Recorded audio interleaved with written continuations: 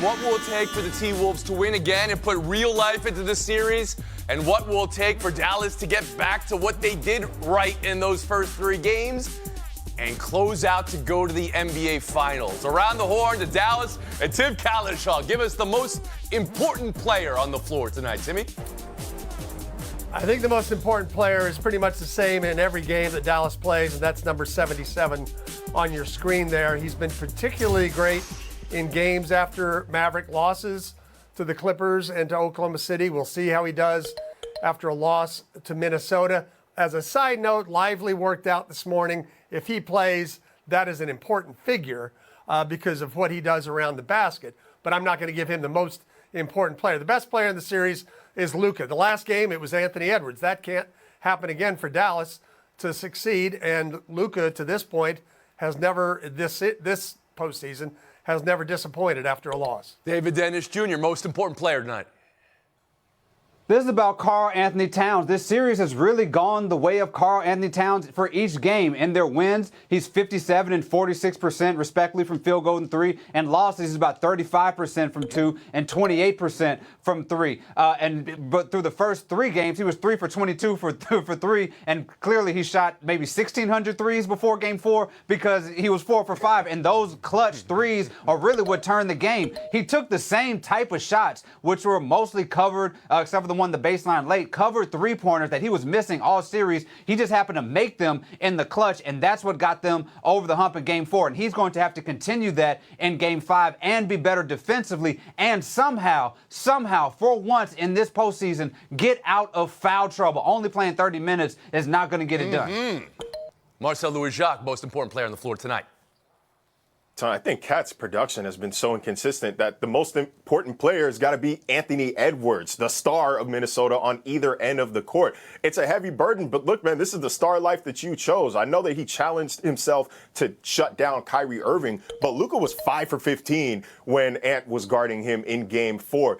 Happened on 36 possessions last game after only 19 possessions in Game 3. He has to be the one to slow down Luka, because if Luka's not scoring and Kyrie's not hitting off the dribble, this Mavs team looks very, very, very beatable. So I'm going with Anthony Edwards. There was 3 berries there right now. It seems like you're leaning one way in your prediction for tonight, but we'll get to that in a second. Kevin Clark, most important player on the floor tonight. David Dennis Jr. is correct. It's Karl Anthony Towns who had a series-high 13 drives.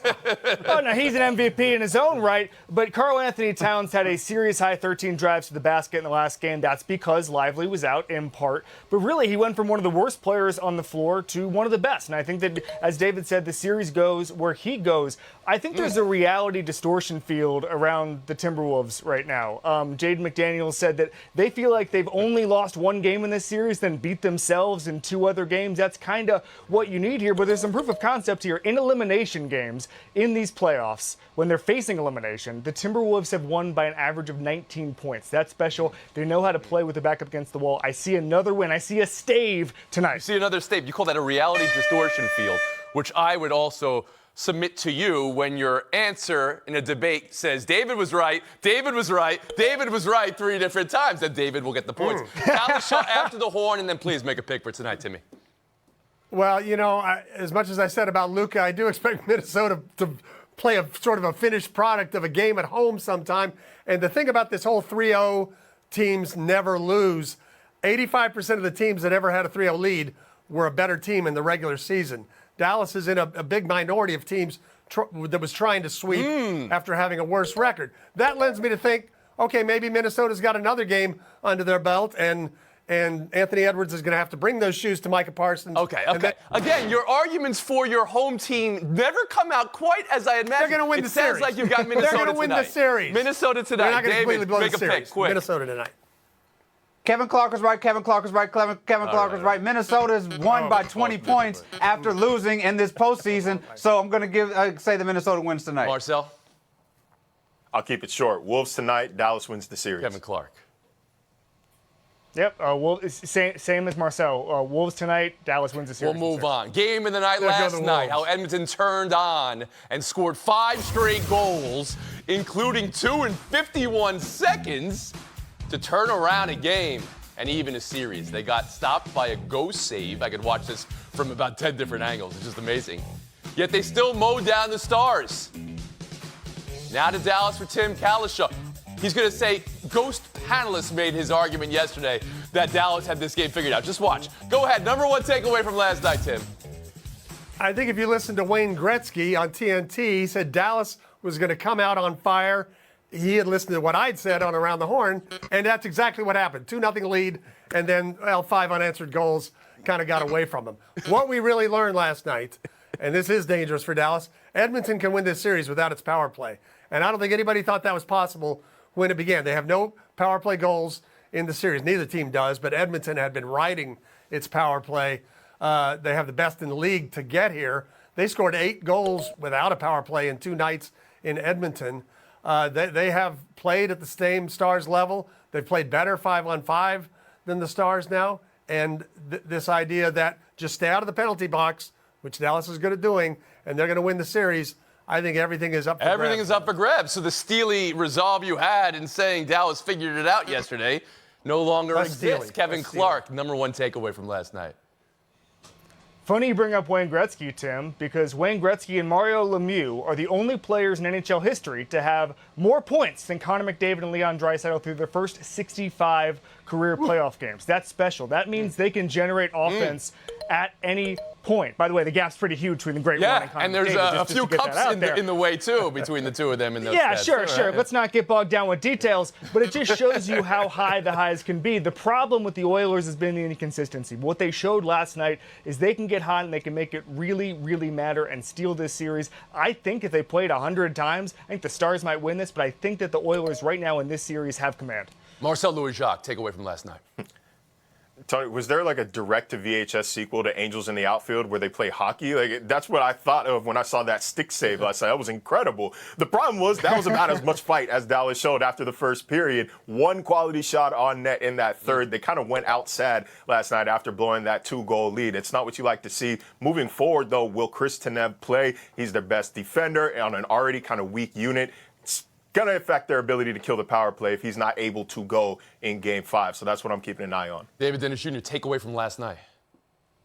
Takeaway from last night was finally, we got a third period. Oilers looking good in the third period after 4 straight bad closes of the game, going way back to even when they almost blew Game 7. They only allowed 1 high danger shot on goal, and that has been really the difference this series, how they played in that third period. Second period, they're plus 10 through the series and minus bajillion in the third period, but they finally pulled together, and that spells a little bit of danger how many? for Dallas. What was the exact stat there? Minus bajillion? I'm not sure. Stats and information that's told me that it's literally a bajillion goals that they've given up in the third period. Kalish, I'll give you a last word on this. My last word is that the Stars still have the better goaltender, and that should matter in the last three games, but you can't tell it from the first 4 games. Skinner has been able to play at a decent level, and Ottinger's had a couple of rough moments. They definitely have the better stick. Now to tonight. Rangers-Panthers, pivotal Game 5. One thing you're sure of tonight. Game 5, so 5 words or fewer. Kevin Clark. Rangers win on power play. Marcel Louis-Jacques. Panthers win, party and sunrise. David Dennis Jr.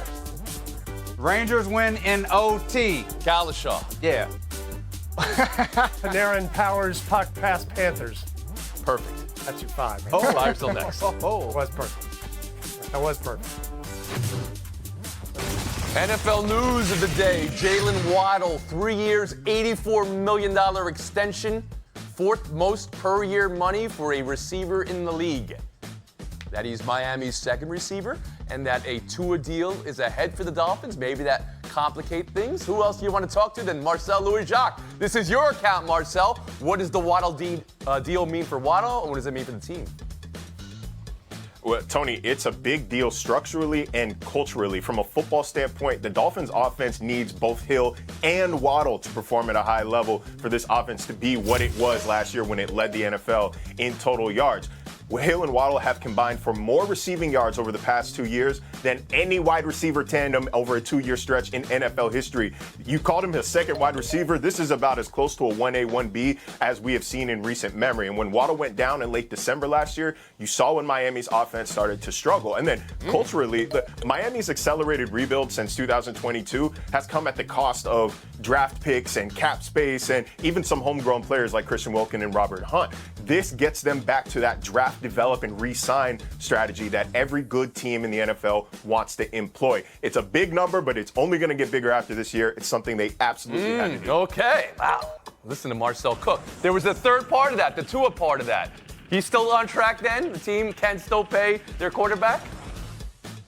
Oh, yeah. Where there's a will, there's a way, man. I don't want to say the salary cap's not real, but the negotiations between Miami and Tua are very real. Granted, there's no extreme urgency to do it right now. He still has his fifth year of his rookie deal, and they can still apply the franchise tag next year. But they've got a lot of names: Javon Holland, Jalen Phillips, Jalen Phillips that they also need to re-sign as well. So there's going to be a couple homegrown guys getting new deals here in the coming We could do a 30 for 30 here, Marcel, but we're out of time. Kevin Clark on the Jalen Waddle signing extension. It's massive because the Miami Dolphins get to maintain their identity, which is speed and space, and Mike McDaniel taking all of the ingredients that Chris Grier has brought together and putting defenses in hell with it. There are no bigger mismatches anywhere on the field than when the Miami Dolphins play on a Sunday. There was only one player in the NFL last year who hit 20 miles per hour more often than Jalen Waddle. Guess who it was? It was Tyreek Hill. That's what defenses have to go through every Sunday. And so you want to keep that together. You want to understand that that's not going anywhere. You're not going to let that guy hit the open market because he would be paid with like a number one, even if he is a number two on that team. So I think this is massive. Keep these guys together. Get your jobs done. We might have to be in 5 words or fewer for the rest of the show now here. Tim Cowlishaw on this very nice move here, Jalen Waddle extension. My goodness. We didn't get Marcel's take on the Dave Wanstead era. I thought that was missing from the answer. But let me say this about this. $58 million for 2 wide receivers feels like a lot. Seems like a lot of money, and it is. But in an era where the salary cap goes up more than 10% a year, you can manipulate things. Now, what I fear on the Dolphins front they're doing is saying a little bit, we're great at offense, and we're not going to be great on defense, so we're going to keep pushing, and that's okay. That's okay.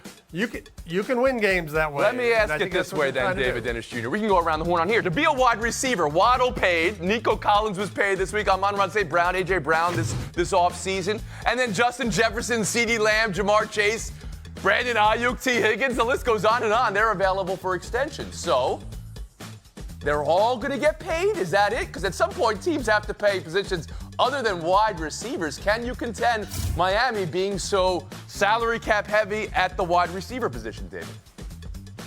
Well, yeah, because they're playing into their strengths. All these teams that you're mentioning, their wide receivers are their best players for the most part. And you're talking about teams that need to pay their best players because there's an added benefit not only of having the receivers elevate your team overall, but they make your quarterback even better. So they've become essential. And we're in a boom economy with the wide receiver because they're so often, there's so many of them and they're playing so well and they're playing so much better than these defenses. I know it's weird to say all of this coming off a Chiefs team that's won the Super Bowl with the worst receiving core in the league. Whoa, you just totally undercut your argument. Marcel, you've seen Kansas City take cuts back at wide receiver, and now you're seeing Miami go forward. It's a very simple explanation. The Kansas City Chiefs employ Patrick Mahomes, and other teams do not. If you do not employ Patrick Mahomes, then spend money at wide receiver. It's a very important position. If you do have Pat Mahomes, you still need an elite pass catcher. It's why they have Travis Kelce. It's why they spent a first-round pick on Xavier Worthy. But it's not as important. There was a banned word in there. Kevin Clark, to you on a roster constructed around the wide receivers, like we're seeing with Miami. We can go ahead and mention, by the way, Patrick Mahomes has the best tight end in history catching passes as well. So it's not about the receiver position necessarily there. But having said that, this is the cost of doing business now in the modern NFL. You have to have not only one good receiver, but 2. $28 million in a few years will look like a bargain for a game-changing wide receiver. This Waddle contract, the A.J. Brown contract, all these things will age well. Not everybody is the Cowboys and waits until the last second to negotiate deals. Tim, you could maybe tell the Jones family CeeDee Lamb is going to be very expensive very soon. But this is anybody who tries to play the market and time the market players are always getting more expensive. Sign them now, it's worth it. I think you could tell Teddy to be an NBA player or a Major League Baseball player because of the guarantee. But if it's football for Teddy, wide receivers, exactly. You guys want them to get paid. We'll move on. Buy or sell three. Have you ever heard a player like this before? Do you regret doing that? No. No, I don't regret it. I think I've been looking the worst team in probably in the whole MLB. No regrets. Mets reliever Jorge Lopez, now former reliever at the team DFA'd him today. We'll get to that. Manny Gomez, who covers the Mets for the Star-Ledger, did provide context that question over second language and or translation may have been in play with Lopez. Did he call himself the worst teammate or part of the worst team? It's also been reported that he was visibly distraught and crying. This is a player, Lopez, who's talked about his mental health before, seeking additional help with therapy for frustration. This has also been reported this is a player who has a child in poor health, whose birthday happened to be yesterday as well. Anthony Tacoma, who covers the Mets for MLB, says the release of Lopez had to do with all of it, though, the way he embarrassed the organization. So, Kevin Clark, what do you buy? What do you sell? How do you consider this? I sell the entire Mets organization. Obviously, this is nuanced, but it's a move they had to make. Tacoma also reported that he meant he's the worst teammate on the worst team, so he made it a little bit worse. By the way, that title is usually reserved for Jordan Poole. But I think this is just a franchise in disarray. In the 8th and 9th inning this month, they have the worst pitching in baseball. I believe they've allowed way more runs than anybody else. They're in a tailspin. I don't know where they go with this, but this was the right move. Tim, throwing your glove and then taking a moment after an hour to talk to reporters and say, I have no regrets. How did it come off to you and the release? I think the Mets completely missed the boat on this. I think this is a man who's completely down on himself, calling himself the worst teammate. As far as throwing the glove, every inning somebody throws a ball into the stands. This is a glove. This is a better souvenir. It may have been an embarrassing moment, but the Mets, as Kevin said, have had 100 embarrassing moments in the last 2 years since they won 100 games back in 2022. Dennis Jr.?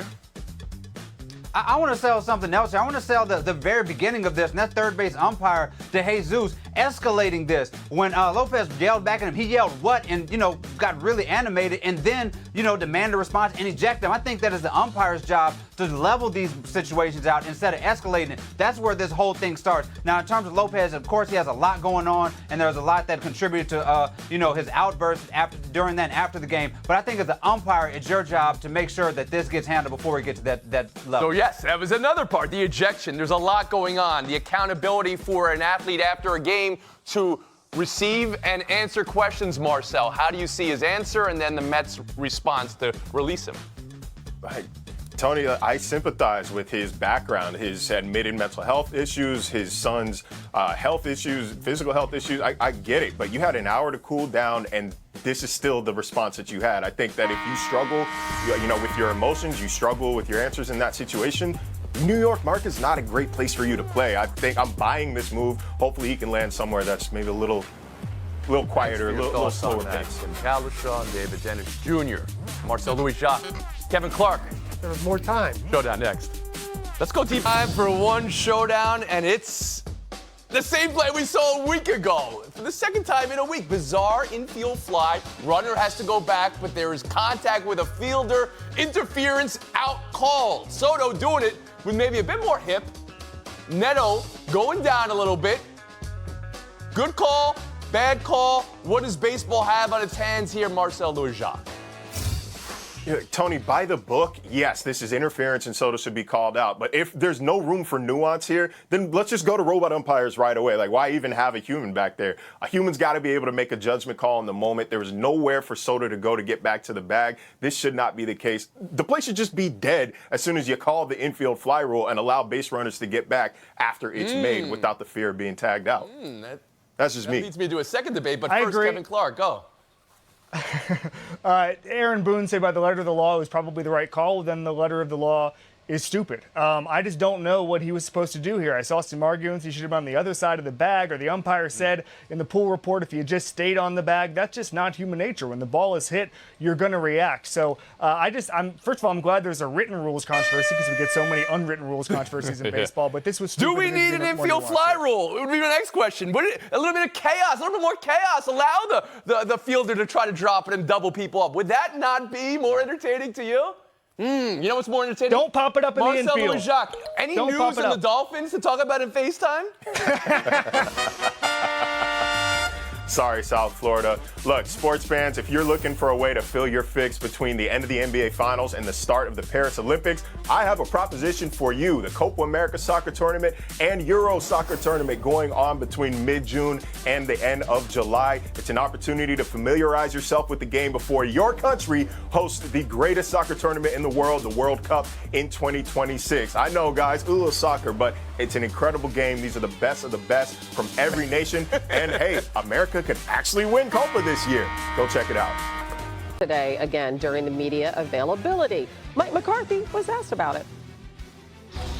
I'm not doing attendance. Yeah, that's we try to have some lightness to it. I'm not going to come up here and talk about one player, especially when there's 98% of the guys are here. Mike is looks to be in really good shape, but it's a new defense, so we have work to do. He's engaged. We'll be ready when it's time. So I have confidence in that. Yeah, Dan Quinn is out. Mike Zimmer is in. Since Parsons entered the league in 2021, no player has been more effective at getting to the quarterback. His 17% pressure rate is by far the highest in the NFL over the last 3 seasons, ahead of, as you can see, some pretty big names, other Pro Bowl defenders. Mina Kimes is back with us, and McCarthy said he really sees this as a missed opportunity for Micah to take on a leadership role with some of the younger guys not being there right now. But nonetheless, he is a versatile, critical weapon for Mike Zimmer. How do you anticipate that Zim will use Micah Parsons? Yeah, Parsons is an interesting player, Hannah, because, he can play off-ball linebacker. At times he has done that in Dallas. You've seen his snaps lined up just on the defensive line rise and fall over the years. I think, however, he is best as a pure edge rusher. He is arguably one of the top 2 or 3 best edge rushers in the NFL. And in my mind, it's a bit of a waste of his talents to have him dropping into coverage too often.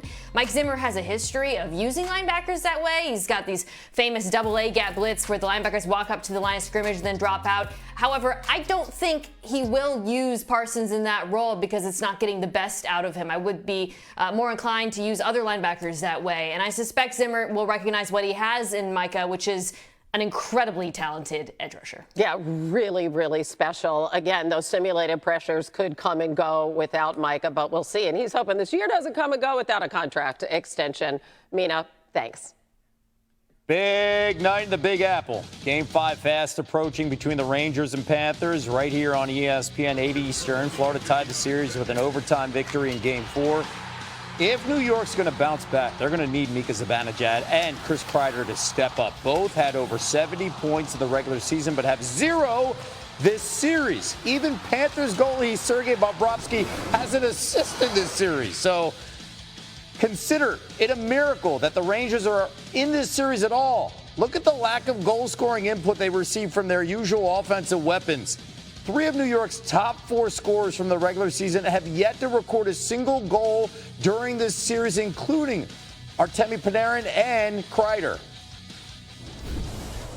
On the scene at MSG is NHL reporter Emily Kaplan. She joins us now on Sports. And what are the Rangers saying about how to turn around their recent struggles in this series? Well, Chris Kreider and Mika Zibanejad are struggling, and everybody's letting them have it. Chris Kreider ripped out Matthew Tkachuk's mouth guard last game. Afterwards, Matthew Tkachuk said that's the best play he made all game. But Chris Kreider, to his credit, took accountability. After the game said, I know I need to be better, our line needs to be better, the power play needs to be better, and that's on me. Mika Zibanejad made that turnover pass that led to the power play in overtime that led to the game-winning goal. And he also took responsibility. He said, you have to make decisions. I made the wrong one there. It's sports. Hopefully I'll make the right one next time. The big issue for these guys is they're playing so much in their own defensive zone. They're getting some really tough minutes against Alexander Barkov. They just can't get it out. So Peter Laviolette told me just before the game, they have some tweaks that they can make here on home ice to be able to get them out of their defensive zone, get their game going in the offensive zone. They're also going to get a good new line mate because Philip Hedl, coming off a healthy scratch, is going to play on their wing tonight. We all know who's saving them. That is Igor Shesterkin, keeping the Rangers in this, allowing just 3 goals of few in a record 19 straight home playoff games. He's had to be good here. The Panthers keeping that pressure on the Rangers, dominating shot attempts over the last 2 games of the series, while the last 3 games have all gone into overtime. The team with more shot attempts has gone on to win most of the time, with the notable exception being the lopsided Game 3. So the Panthers are dominating play despite the series being tied at 2. So, Emily, what's their mindset here going into tonight's pivotal Game 5 on the road? Kevin, the Panthers are one of the most confident groups I've ever been around. They talk very confidently, and their play is very confident. They feel great about going on the road. They're 5-2 on the road in the postseason. They don't necessarily love the MSG ice. Coach Paul Maurice has taken a few digs at it, thinks the ice in hot, steamy Florida is better, but they have one in this building. They know, these players, if they play a good defensive game, and that's the hallmark under Maurice, their offense will come. And talking to these guys over the last few days, they've lost 2 games in their series. They feel like they've played their best in those 2 games, so they feel like they played well enough to win all 4 games so far, and therefore they think they can win this series. History says a lot about what happens in a series if we have a best-of-7 tied at 2. The winner of Game 5 goes on to win 79% of the time. Emily, have